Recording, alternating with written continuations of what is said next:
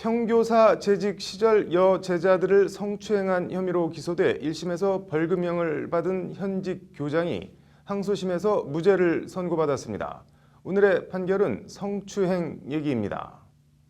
현직 고등학교 교장인 55살 A씨는 평교사 시절인 2015년 5월에서 6월쯤 1학년 진로 수업 중 16살 여제자 B양의 상의 속옷 위를 여러 차례 쓰다듬고 복도에서 만난 B양을 껴안으려 한 혐의로 기소됐습니다.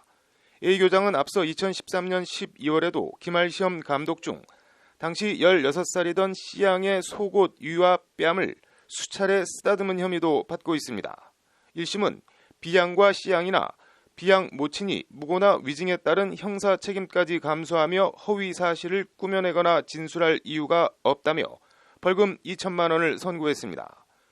피해자들이 실제 경험하지 않고서는 꾸며내기 힘든 당시 정황과 느낌을 구체적이고 일관되게 진술했다는 것이 1심 재판부 판단입니다.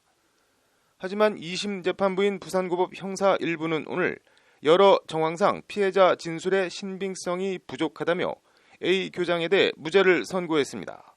그 기저엔 지난 2016년 A씨 교장 임명을 둘러싼 갈등이 있었습니다.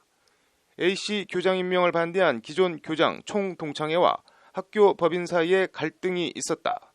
B양 모친이 자신의 결혼식에서 주례를 선 기존 교장과 친분이 있어 B양이 추행 사실을 허위, 과장해 진술할 가능성이 있다.